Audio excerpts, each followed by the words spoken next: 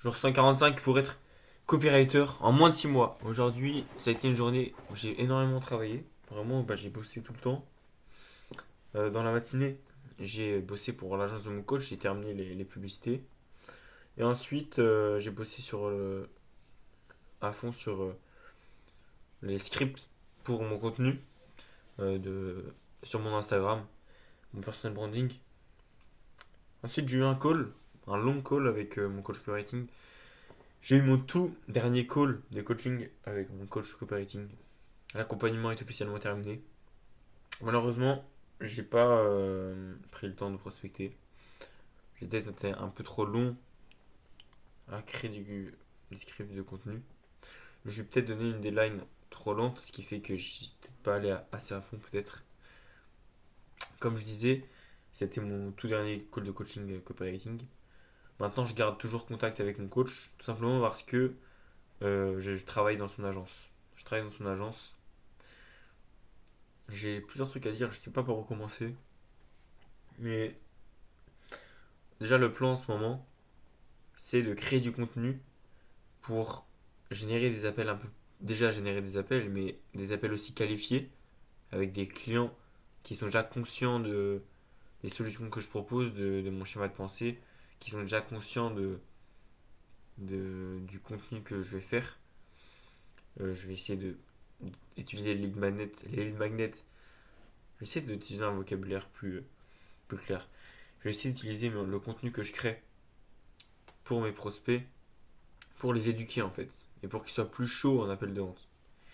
Du coup, en ce moment, j'essaie de créer du contenu. Enfin, j'ai créé du contenu. J'ai écrit en fait des scripts euh, aujourd'hui. Je termine d'écrire des scripts demain matin, vers 6 heures du matin. Et demain, à 9 heures, je pars dans mon école pour utiliser le studio de l'école et pour tourner du contenu dans le studio de mon école. Demain, j'ai pas cours, mais je vais quand même aller en cours pour utiliser le studio. Et tourner mon contenu, tourner les rushs de mon contenu, le contenu que je prépare là, que j'ai préparé aujourd'hui, que je préparais aussi demain matin parce que je suis pas satisfait de mon résultat. Je trouve que j'ai pas été assez productif. Mais je pense que c'est parce que, comme l'a dit mon coach copywriting, on peut pas faire du copywriting 8 heures par jour. Ça demande un trop haut niveau de concentration. Et aujourd'hui, vu que j'ai fait pratiquement que ça, je pense que mon cerveau, au bout d'un moment, il a saturé. Donc, à voir comment je me prends pour la prochaine fois. Demain matin, vu que je tourne les rushs le matin, je ferai pas de copywriting toute la matinée. Bon, voilà. Donc ça c'est pour illustrer un peu. Et comme je t'ai dit, en fait, actuellement, je suis dans l'agence de mon coach. Et disons que je vais gagner plutôt bien ma vie dans les jours qui suivent, dans les mois qui suivent.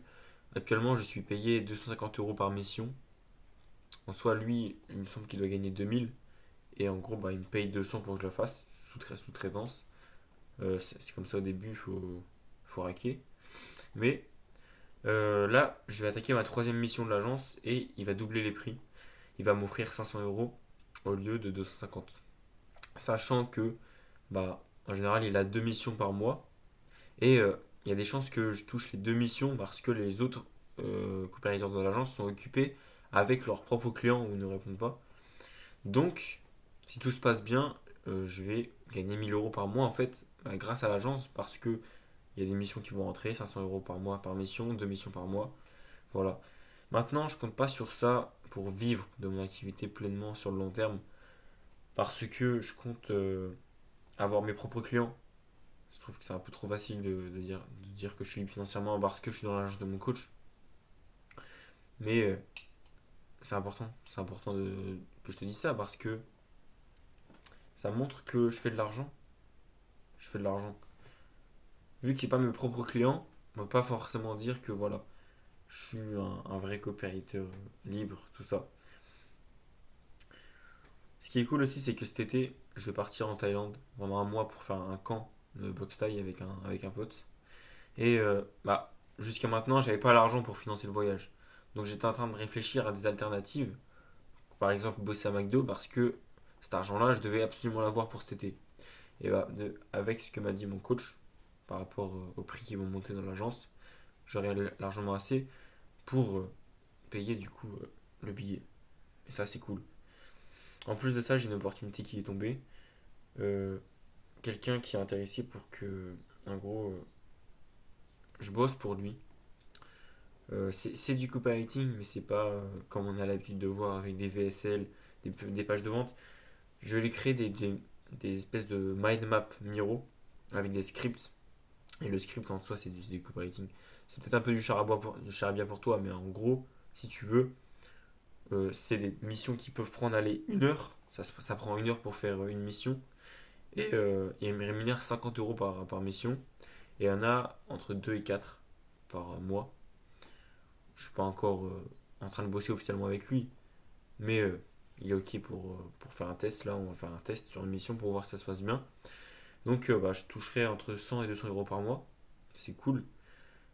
Dans le meilleur des cas, en fait, avec tout ce que j'ai, sans compter mes clients, parce que on n'oublie pas, si je te fais des vidéos, c'est parce que je veux des clients et je cherche des clients. Actuellement, j'ai un client en pourcentage. J'ai encore jamais closé. Donc, sans compter le gros, c'est-à-dire trouver des clients, je peux toucher au mieux 1200 euros. Et bon, entre, on va dire, 600 et 1200 euros. Tu vois. Actuellement, peut-être que ça va s'arrêter. Peut-être que l'agence, bah, il y aura moins de missions. Peut-être que le mec, on va plus travailler ensemble.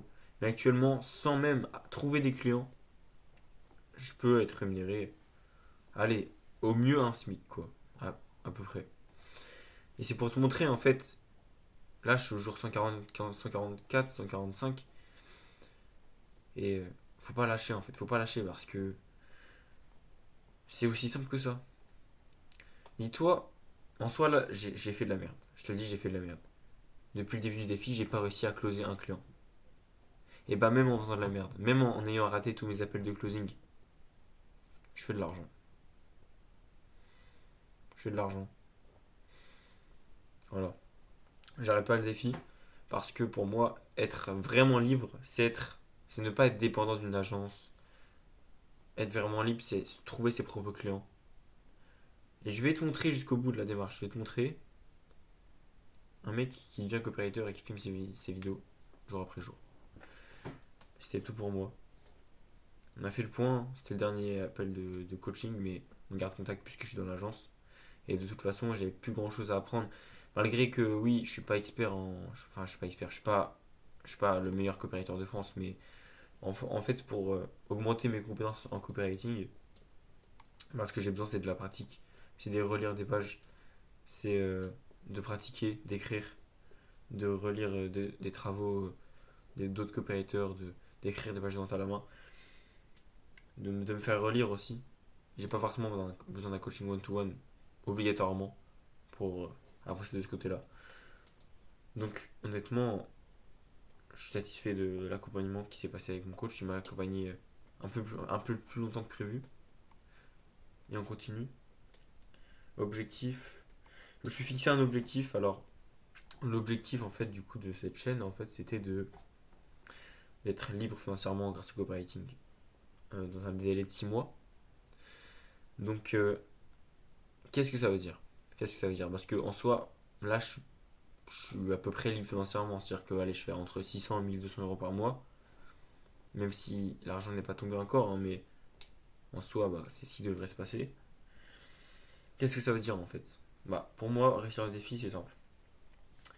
Je dois closer 3 clients par moi-même et arriver à avoir un revenu stable par la suite.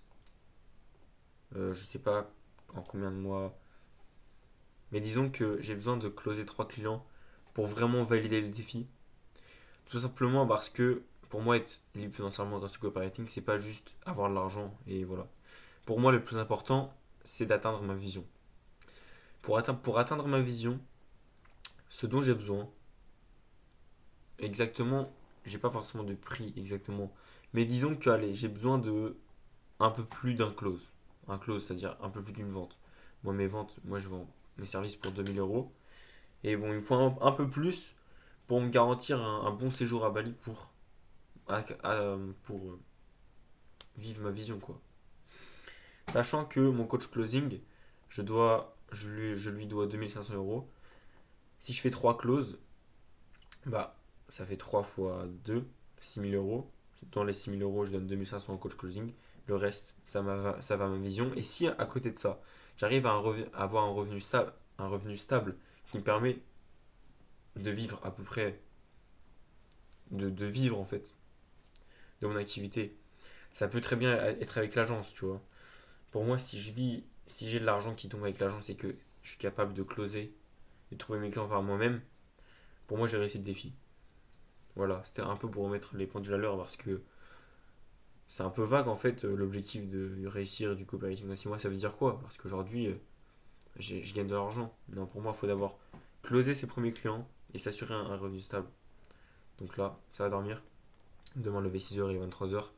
Lever 6 heures, on termine les scripts des vidéos. On part tourner ça dans un studio. Ensuite, on crée des lead magnets, etc. Je fais le montage. Et ensuite, on trouve nos propres clients importants.